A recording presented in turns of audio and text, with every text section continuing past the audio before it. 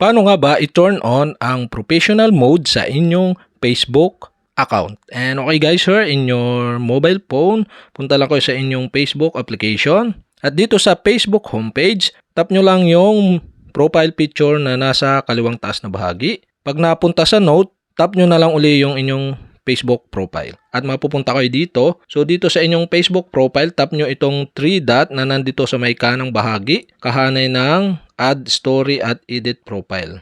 Ito, 3 dot. Tap nyo yung button na 3 dot. At dito sa Profile Settings, dito sa baba, makikita nyo yung Turn on Professional Mode. You can now add professional tools to your profile. So, ang gagawin natin para ma-turn on yung Professional Mode is tap natin yung Turn on Professional Mode.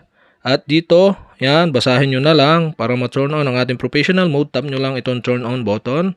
At okay guys, yan, ganun kadali lang mag-turn on ng professional mode. So dito, mayroong nakalagay na welcome, tap nyo lang yung next button sa baba. Tapos ito, audience, tap next button sa baba. Tapos dito, choose your default audience.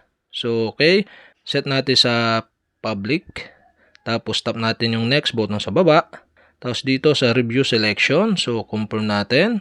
Then dito naman, tap natin yung next button. Tapos kapag ganito uli, next button uli.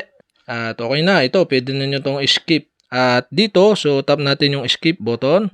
And congrats, you're ready to start using professional mode. The next step is to go visit your professional dashboard to start achieving your goals. So tap na natin itong go to professional mode dashboard para mapunta tayo sa dashboard ng ating professional mode.